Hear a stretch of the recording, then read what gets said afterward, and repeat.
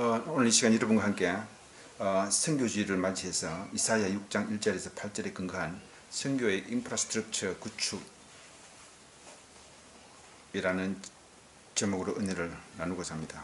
우리 신료교회는 선교교회요 전도 제1교회가 되기를 원합니다. 선교사를 보내고 선교사를 파송하고 선교 전도를 중심 사역으로 하려는 우리가 선교를 위한 인프라를 구축을 기본으로 생각하면서 선교를 이루어 가야 돼요. 인프라라는 영어 단어를 썼습니다만 우리 교회는 선교가 이론적인 선교가 아니고 실질적으로 행하는, 지금 우리 현재 오늘 우리 교회에 참석한 성도들이 몇 분입니까? 14분이요. 목사님 포함해서 성사님, 오늘 오신 성사님 포함해서 14분이 오늘 이 예배로 하나님께 그 시간을 드리는데,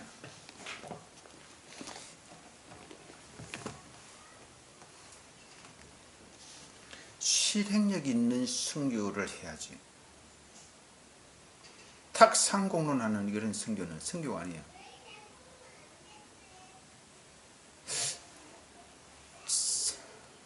그냥 말로만 선교하자. No. 말로만 전도하자.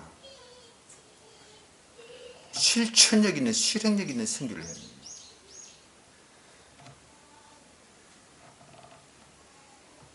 야고보서 2장 14절 이하 26절까지 나오는 말씀을 보면 행함이 없는 믿음은 죽은 믿음이다 라고 얘기했어요. 사람이 나는 믿음이 있노라 하고 행함이 없으면 그것은 죽은 믿음이라고 야고보는 말씀하시고 있습니다. 무슨 유익이 있으리요? 2장 25절에 또 이와 같이 기생 라합이 사자들을 적대하여 다른 길로 나가게 할 때에 행함으로 의롭다 하심을 받은 것이 아니냐라고 이렇게 예를 들어서 설명하고 있어요. 기생 라합은 창녀예요. 창녀가 이스라엘 정탐꾼을 갖다가 이렇게 접대했어요. 접대했던 말은, 이 말은 영어 성경에 보면은 숙소를 이렇게 제공해 줬다라는 그런 얘기예요. 음식으로 대접한 것은 물론이거니와 정탐꾼을 숨기면서 그들을 보호하면서 그들에게 숙소를 제공해 줬다라는 라징이라는 의미가 적혀 있습니다. 우리가 선교한다 하면서 선교에 대한 기초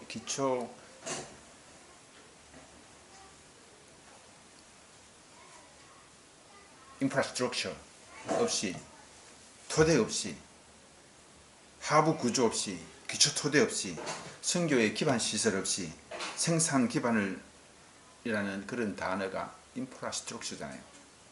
그런 근거 없이 그냥 선교하겠다.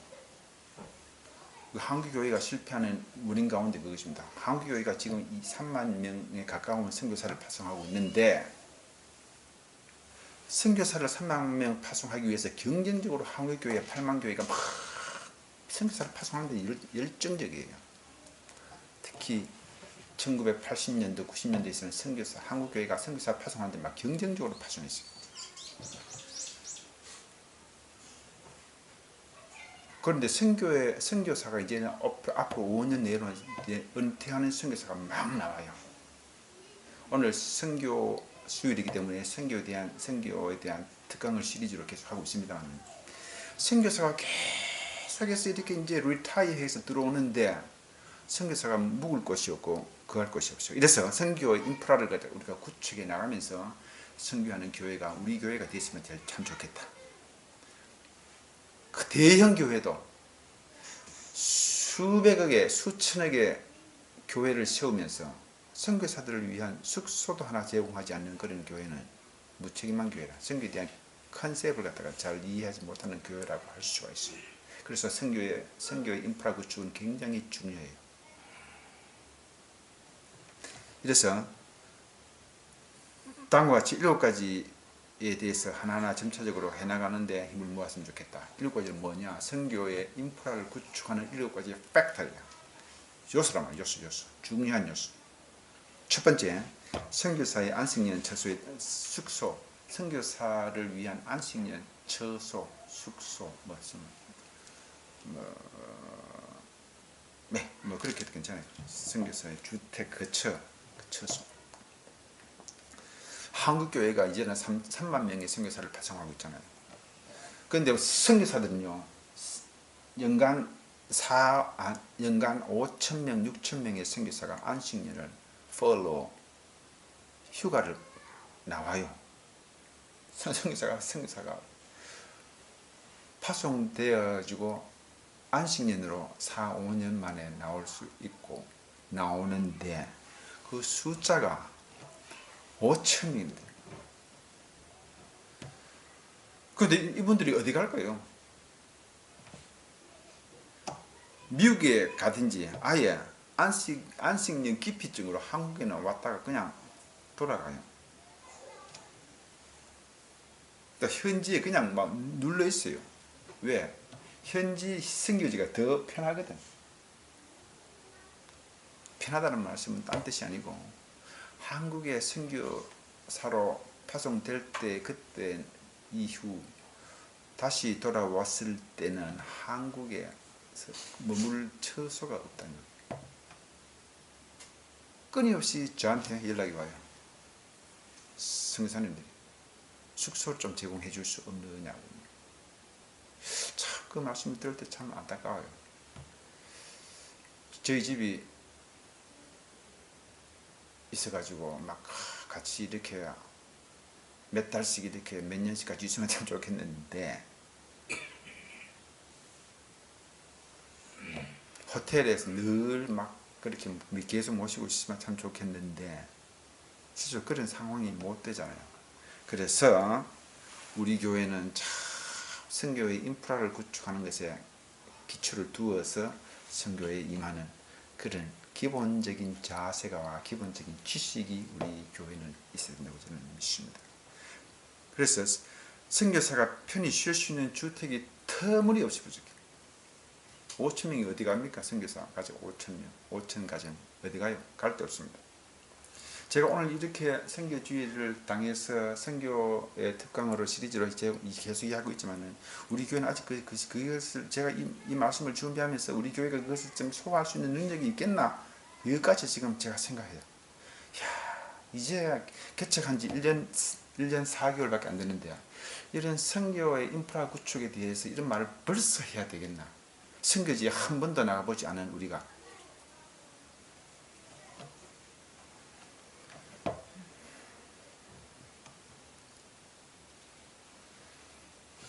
선교사가 안식년을 한국에서 하지 않는 것은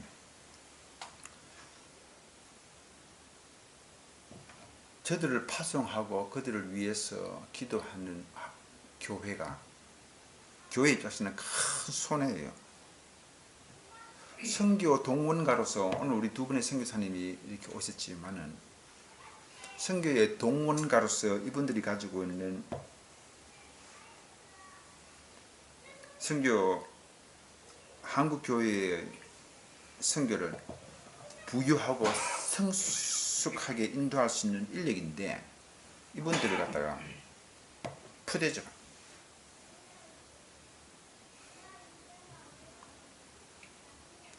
전쟁에서 싸우고 돌아왔잖아요. 2주 전에 태국 뱅콕 들려가지고 3시간 만에 6분의 선교사를 갖다 좀 만나고 3시간 회동을 했는데 이분들은요 한 끼 무엇을 먹을까에 대해서 이렇게 염려하고 계시는 분들이,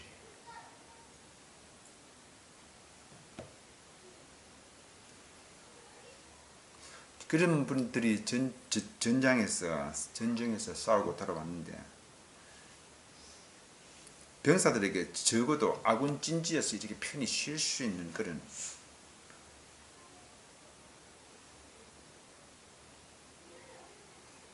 아군 처소에 들어와서 이렇게 쉴 수 있는 공간이 있어야죠.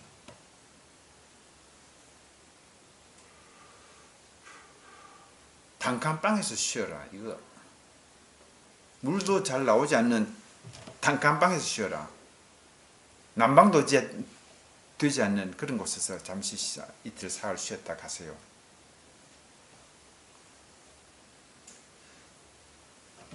이제는 솔직히 말하면 우리는 안식년 선교사들에게 이제는 안식년이 되었으니 선교비가 뭐 필요 없지 않느냐,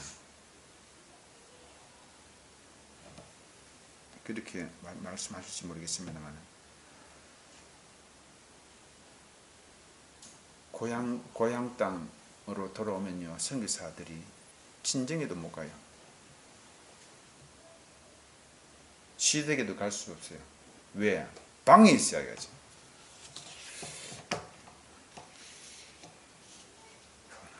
혹시 성도 여러분, 이 말씀 여러분 실감하지 못하실 겁니다. 선교사는 언제까지 보내기만 하고 이들에게 편히 쉴 수 있는 안식처를 제공하지 못하는 균형이 이런 언밸런스한 그런 선교 전략, 우리가 그렇게 하고 이제 우리가 곰곰이 생각해 봐야 됩니다. 한 가지 더 이야기하고 싶은 것은, 선교사들이 꼭 안식년에 들어와야 하느냐 하는 얘기가 있어요. 한국교회 성도들 중에서 교회 목회자들에게는 휴식의 필요성을 갖다가 인식하지만 정작 선교사들에게는요, 안식년의 필요성에 대해서 잘 인식하고 있지 못한 분들이 많아요. 선교사들이 안식년은 필요하죠. 전장에서 돌아오는데. 제가 많은 선교사님을 모시는데 2개월씩 3개월씩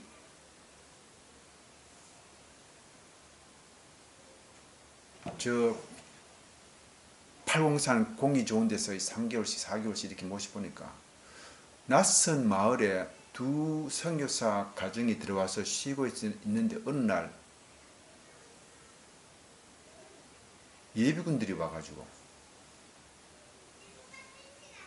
포복 아닌 포복을 해가지고 저희 선교센터에 이렇게 들어왔어요. 이유가 뭐냐? 아무도 거주하지 않는 곳에 웬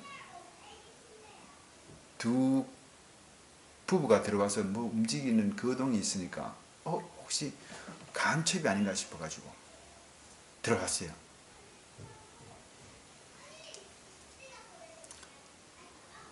선교사님 오랜만에 몇 년 만에 인도네시아에서 들어와가지고 이제 쉴 곳이 없어가지고 처소를 제공해 드렸는데, 그렇게 장소를 제공해 드렸는데 그것이 마을 주민들한테는 그게 간첩으로 보였어요.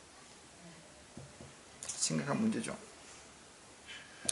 선교사들이 편히 쉴 곳이 없어요. 좀 쉬려고 하니까 간첩으로 몰리고.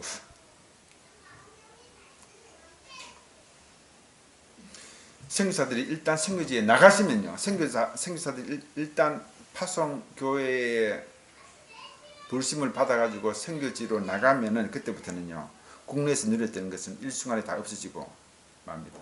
언어가 통해요. 역적으로 육적으로 문화적으로 전혀 사회적으로 공급받을 수 있는 것을 다 잃어버리고 외톨박이로 그냥 홀홀 단신으로 그냥 나가는 거예요. 언어가 돼요? 그쪽 문화에 잘 이렇게 적응돼요? 그렇지 않거든요. 공항에 내리자마자 어느 장벽에 부딪히고 음식에 부딪히고 토속적 문화의 장벽에 부딪히고, 선교지는 국내하고는 전혀 다르게 사단이 오랫동안 역사했던 그런 진지를 구축해 놓았던 곳이기 때문에 선교사가 들어가면요,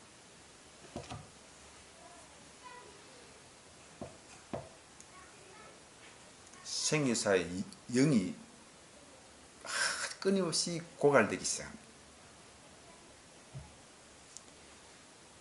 그래서 최전방에 나갔다가 안식하러 돌아온 우리 병사들을 편안한 곳으로 영육간에 재충전시키고 선교지에 나가서 다시 효과적인 사역을 할 수 있도록 우리는 지원을 아끼지 말아야 되는데, 이 사역을 우리 교회에서 진짜 할 수 있을까 참 염려하는 마음으로 이 말씀을 준비합니다. 했습니다. 우리 말로만 선교하지 말고, 말로만 전도하지 말고 한번 실천으로 옮기는 우리 교회가 되었습니다. 두 번째, 선교의 인프라스트럭처를 구축하기 위해서 두 번째는 선교사의 의료적 보호 혜택과 사고에 대한 사후 대책이 필요합니다. 선교사들은요 쉽게 병에 노출되어 있어요. 풍토병도 있고 또 타문화권에서 사역을 하면서 받는 스트레스를 과학적으로 측정해 보면요 병들지 않을 정도로 병 안 들 수 없는 그런 상황입니다. 안식년에 귀국한 그저 선교사들 보면요 다 허약하고 병들어 있어요. 의료 보호도 안 되고 의료 혜택도 받을 수가 없습니다. 그래서 저는 항상 그걸 생각합니다. 우리 믿는 크리스찬 닥터들이 네트워킹을 갖다가 형성해 가지고 선교사들이 들어오면 항상 그분들을 위해서 모든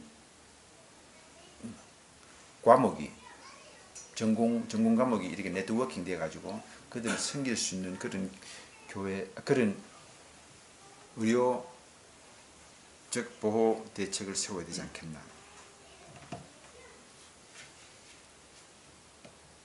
그래서 의료적 보호 혜택의 대책을 세우는 것이 극히 필요하고 우리가 그것도 우리가 생각할 수 있는. 그래서 제가 개인적으로 섬기는 에반젤 선교 국제 선교에서는 그런 걸 갖다 지금 네트워킹 하고 있습니다.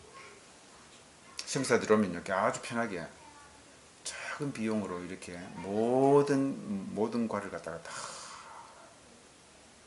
검진하고 진단받고 치료받고 돌아갈 수 있는 그런 네트워킹을 형성하고 있어요. 선교사님이 들어오시면 쉽게 과들이 이렇게 뭉쳐져서 그런 일을 하고 있습니다. 최근에 한국 선교사들이 여러 곳에서 하나님의 불신을 받고 소천했어요. 이런 사고가 나는 경우에 남은 가족에 대한 사후에 대한 대책도 우리는 필요해요. 누가 이들을 책임지겠습니까? 한국 교회는 그에 대해서 무책임해요. 우리가 감당했으면 좋겠다.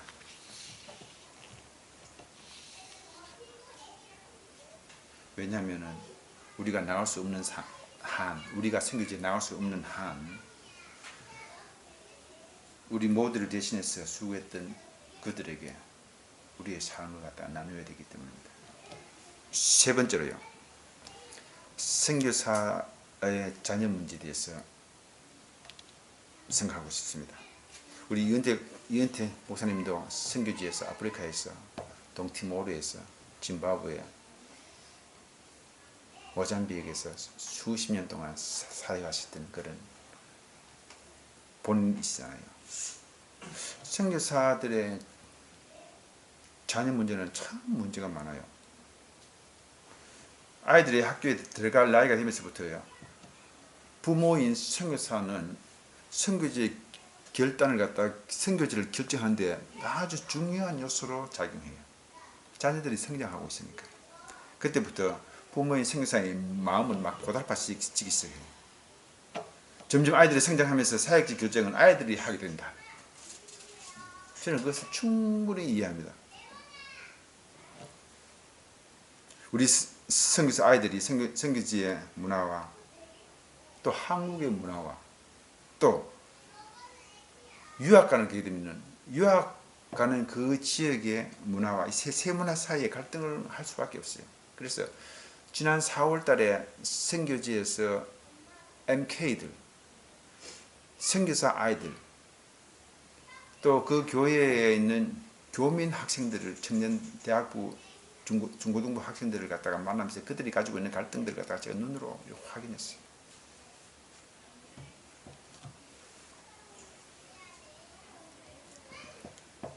고등학교까지만 해도 별 문제가 안 되는데 선교사들이 주의 나라와 이방 영혼들을 위해서 그들의 영혼 구원을 위해서 수고하고 있는 동안 아이들이 계속해서 성장합니다. 계속해서 성장하고 있어요. 저희 아이를 갖다가 제가 5살 때부터 선교지에 데리고 가기 시작했는데 지금 어느 사이 23살이 됐어요. 그래서 선교지에서 제가 보여준 것이 있어요. 어릴 때부터 데리고 가니까 어릴 때는 잘 모르죠. 그냥 막 고생스럽게 밀림에서 원주민들하고 같이 살면서 이렇게 생활하는 모습을 보고 얘가 거기에 막 적응됐어. 그래서 어느 날 대학에 가게 될 때가 돼가지고 아버지 왜? 나도 의료 선교사가 되고 싶어요. 네 의료 선교사가 되고 싶어. 그래, 의료 선교사가 될 수 있지. 그럼 의료 선교사가 되기 위해서는 이렇게 사명감이 있어야 된다. 네가 의사가 되기 위해서는 사명감이 있어야 된다. 사명감 있냐? 보여달라. 제가 아들한테 얘기했습니다. 아빠, 내 사명감 있어요. 어떤 사명감? 두 가지 있습니다. 뭐냐? 얘기해라. 나는 선교지에서 영어로 막 설교를 막 하고 싶고, 두 번째는 아버지께서 제게 보여주신 그것 때문에 내가 5살 때부터 선교지에 나가가지고 아버지 거들었잖아요. 5살 때부터 지 말로 아빠를 거들었대. 도왔대. 좋다. 그게 네 사명이라 하면 좋다는 거예요. 그래, 우리 선교사로 네가 하면 되겠다.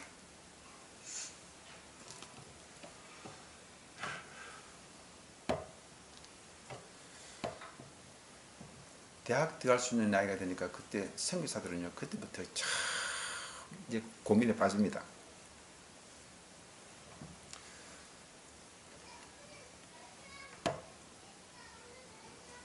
그들은요, 선교사들은 아이들에게 대학 학비를 지원해 줘야 하지만도 교회의 선교 후원금으로는 감당하기가 너무나 큰 액수고, 또 선교 후원들을 자녀들의 학비로 사용하는 것은 역시 좀 부담스럽죠. 선교비를 후원했는데 그걸 갖다가 자녀 교육에 쓴다? 선교사 입장에서는 굉장히 부담스러운 내용이에요. 이것이 어느 한 선교사의 문제가 아니고 여러 모든 선교사들이 공통적으로 겪고 있는 그런 문제입니다. 사랑하는 시일가교회 성도 여러분, 우리는 이제 살 날이 얼마 안 남을 수도 있어요. 우리는 이 땅에 사는 것은 집행유예라. 집행유예 기간 동안 우리가 해야 될 것은요, 그리스도의 몸된 교회에 충성스럽게 봉사하는 것도 중요하고 다 중요한데, 주님의 지상 명령인 선교하는 것이 극히 중요합니다. 선교지에 우리가 직접 못 나갈 바에야 선교사를 지원하는 게 당연하죠. 제가 선교 사역을 32년 동안 안 했으면 제가 어떤 면에서 제 개인적으로 제가 비즈니스를 했다 하면 엄청 돈을 벌었을지도 몰라요.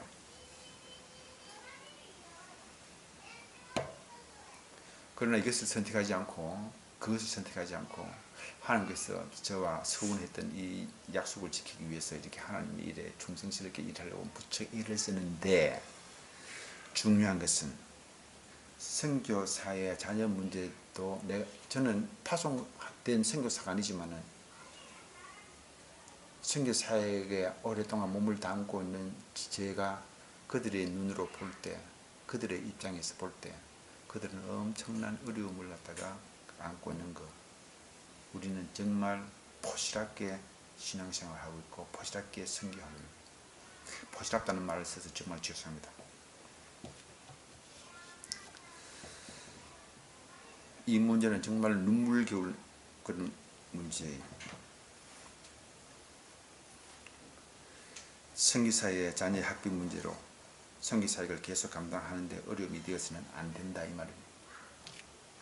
우리가 할 일이 많아요. 제가 3월 달에 메시지를 선교 주일날 특강을 할 때 제가 여러분한테 1억씩 우리가 거두자라고 얘기했죠. 우리 아파트는 몇 억씩 하잖아요. 아파트 좀 줄이고 1억씩 내면 우리가 20억을 만들 수 있잖아요. 이거 이론적인 얘기예요. No. 권영철 목사님, 너무 이론적인 말씀하지 마십시오. 그렇게 말씀하지 마십시오. 저는 그렇게 준비가 되어 있습니다. 우리가 다 그런 마음이 되어 있는데 말입니다.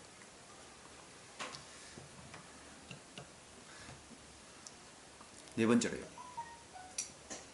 선교사의 휴식처와 접안 시설에 대해서 인프라 구축하는 데 중요한 사안으로 생각해서 말씀을 넣었습니다. 이제 곧 선교사로서 정년 퇴임하는 많은 선교사들이 대회를 이루고 한국으로 이제 리타이어하기까지 돌아올 거예요. 선교지에서 이런 사역을 생명 바쳐서 사역을 한 후에 이방 영혼을 위해서 그렇게 헌신한 후에 그들이 은퇴해서 조국에 돌아올 때는 그들의 자리는 어디에 있을까? 어디에 마련되어 있을까? 우리는 다만 다시 가서 뼈를 묻으시오 이런 말 하기 전에요, 제가 전번 3주 전에 태국 방콕에서 만난 6분의 선교사 가운데 4분이 나는 이 땅에 뼈를 묻겠습니다 라고 이렇게 했어요.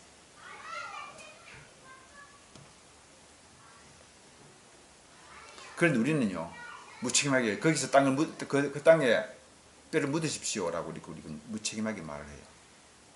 그런 말을 하기 전에 그분들이 먼저 알고 나는 이 땅에 내 뼈를 묻겠다라고 이 얘기하는 이유가 뭐겠어요? 그 사랑하는 성도 여러분, 저들이야말로 한국교회의 선교적 성숙에 도움을 줄 수 있는 최고의 인력 자원입니다. 저는 우리 교회가 선교에 관한 하는 진짜 개척한 지 1년 반밖에 안 되지만은 진짜로 선교하는데 하루속히 쉴만한 물가교회, 쉴가교회가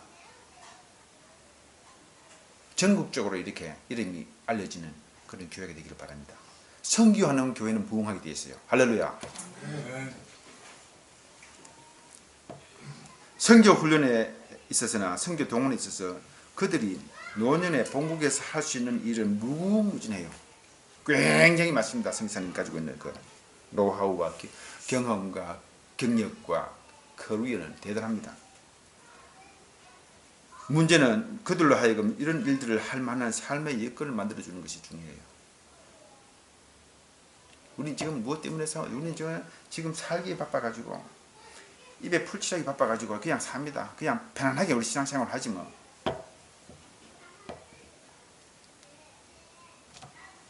성도들이 안 그랬으면 좋겠어.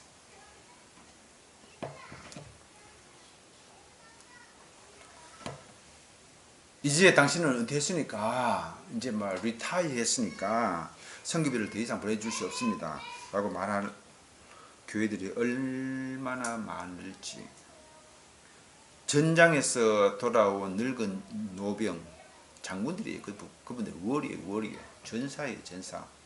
막강한 힘을 가지고 있는 많은 소프트웨어와 하드웨어를 다 가지고 있는 그런 전사예요. 선교에 관한 이런 노병들을 위한 시설이 준비되어 있지 않으면은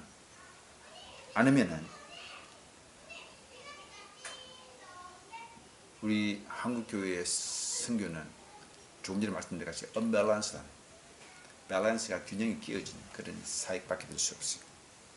선교사들이 안심하고 평생 사역할 수 있도록 우리가 도우는 실가교회가 되었으면 좋겠다.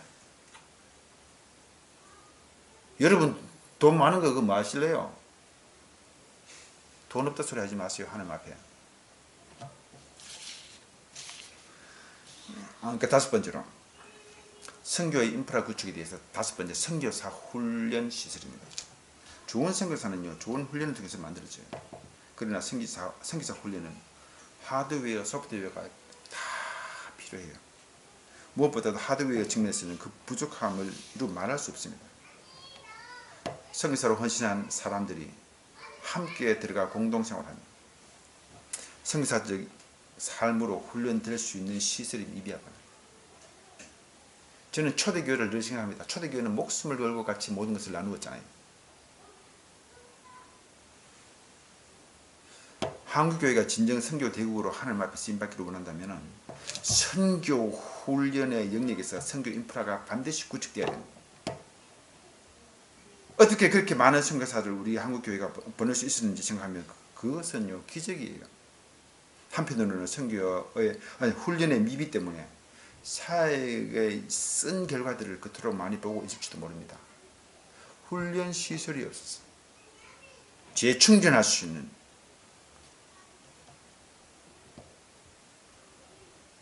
시설이 없어요. 좀 이따 말씀드리겠습니다만 훈련의 미비 때문에 사역에서 어려움을 겪고 실패한 사역들이 많이 있습니다.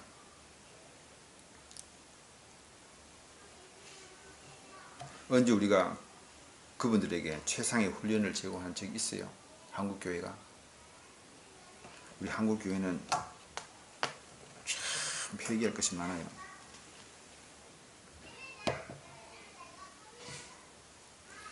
많은 교회들이 선교사가 파송하려고 선교사를 파송하고 후원하겠다고 하지만 선교사로 헌신해가지고 1, 2년 동안 선교사로서 훈련받고 나간다면 훈련에 소요되는 비용을 선뜻 투자하겠다 하는 이런 교회가 많지 않습니다. 시설과 사람 그리고 프로그램을 꼭 갖춘 선교 훈련 기관이 있으면 참 좋겠는데 우리가 20억만 있으면은 근데 지금 그냥 물질의 얘기입니다. 그냥 생각나서 하는 얘기예요. 그냥 20억이라 하는 게 그게 중요한 게 아니고 여러분의 헌신된 마음이 그런 기적을 일으킬 수 있단 말입니다. 한국 교회가 하지 않는 거 우리가 해야 됩니다. 믿는 사람들이 그렇게 신앙이 좋다고 하는 사람들이 하지 않는 거 우리가 해야 됩니다. 행함이 없는 믿음은 죽음입니다. 실천력 있는 그런 사역을 해야 됩니다. 여섯 번째, 선교의 인프라 구축의 여섯 번째 사항, 선교사 안식년제 프로그램에 대해서 간단하게 말씀드릴게요. 선교사가 안식년을 지내는 것은 쉬운 일이 아니에요. 조금 전에 말씀드렸죠. furlough, 영어로 furlough, 안식년, 휴가. 군인들이 군복무 중에 이렇게 잠깐 휴가 나온 것 같다가 furlough라고 합니다. 마찬가지라. 전사잖아, 전사. 모두가 전사예요, 전사. 전사가 이렇게 이제 전장터에서 전장하고 휴식하러 이제 아군 진지에 들어오는 그 안식년, 그런 안식년 휴가가 있어야 되는데 지금 안식년 휴가라는 말을 쓰지 않고 본국 오면 본국에서 또 해야 될 말, 본국에서 숙제가 있어요. 본국 사역이 있네. 안식년이 아니고 이거 공부하러 해. 숙제를 해야 되네. 재교육하러 온다. 홈 어사이먼트가 있고 업그레이딩 해야 되는 그런 또 과제를 안고 들어온단 말입니다. 명칭이 바뀌었어. 안식년이 아니고 그냥 재충전. 본국 사역. 재충전 하면 참 좋겠는데 재충전이 아니고 본국 사역. 본국에 또 사역하러 들어와. 재교육.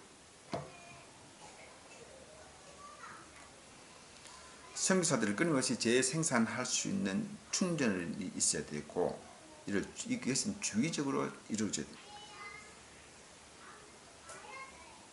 선교사들이 안식년에 들어와서 의욕을 가지고 임할 수 있는 좋은 재교육 프로그램이 흔치 않습니다.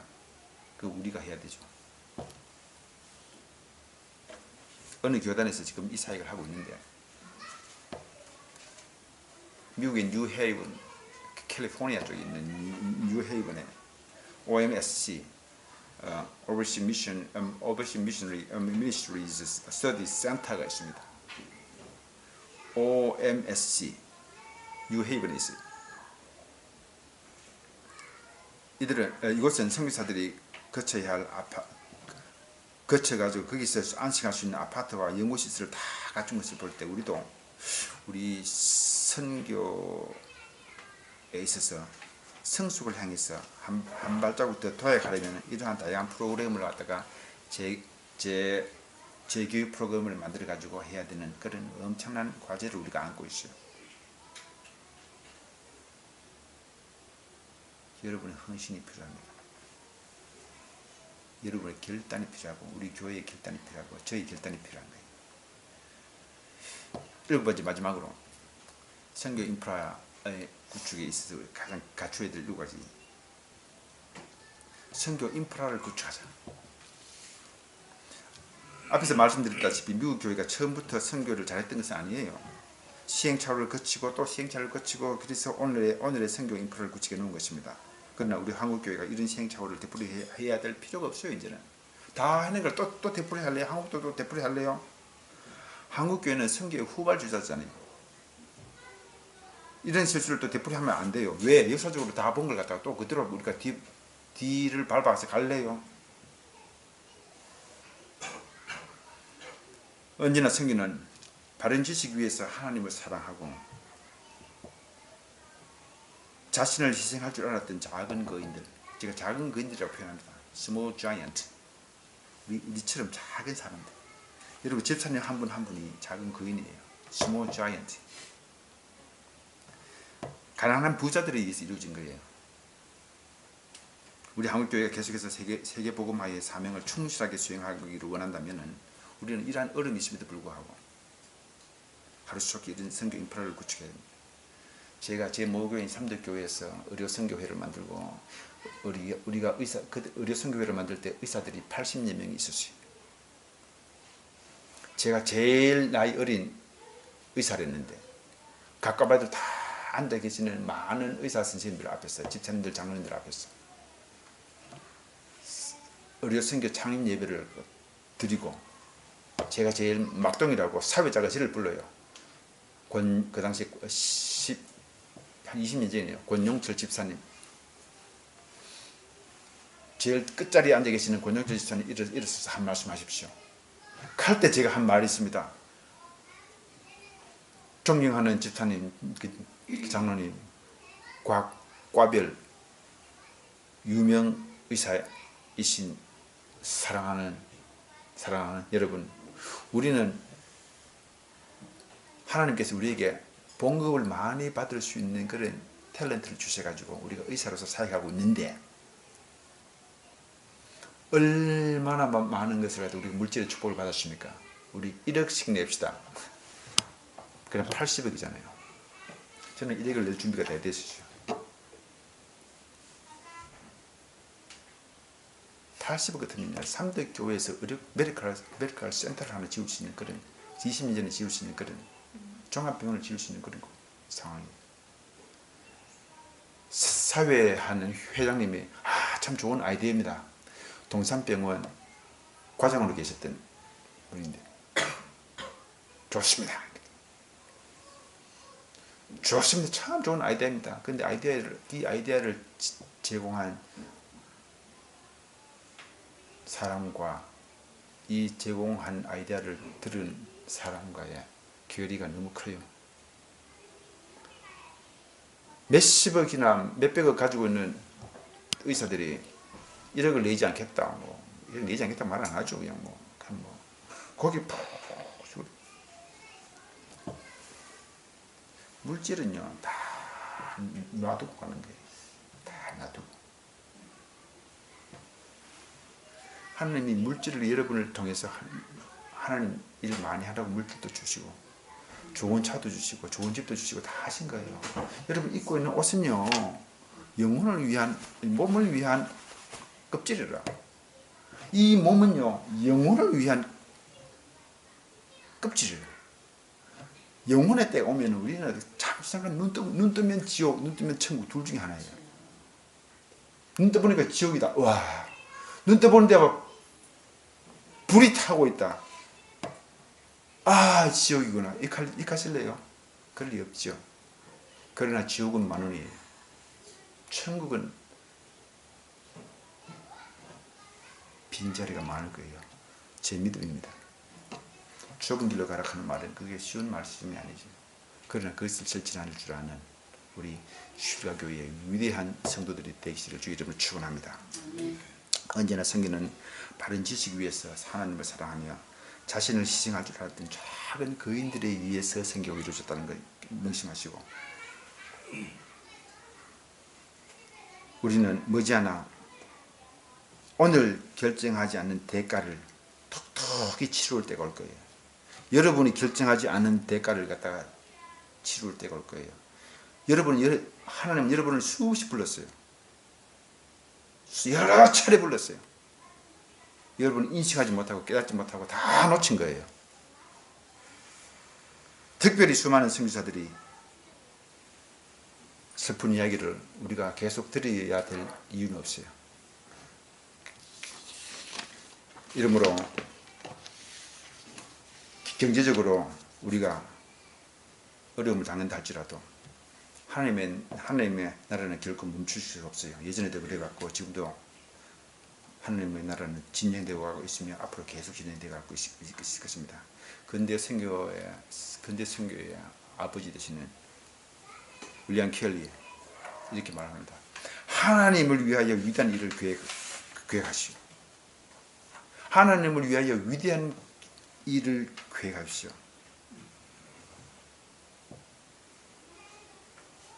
하나님을 위하여 위대한 일을 시도하시오. 하나님은 우리를 위해서 위대한 일을 시도할 것입니다. 어려운 지금이야말로 나를 위해서 독생자 예수 그리스도를 이 땅에 보내시고 죽기까지 사랑하신 그분을 위해서 일을 계획하고 시도한다면 진정으로 빛나는 위대한 일이 될 줄로 믿습니다. 할렐루야. 하나님 아버지 감사합니다. 우리는 이 땅에 선교사로 태어났습니다. 선교의 사명을 안고 태어났습니다.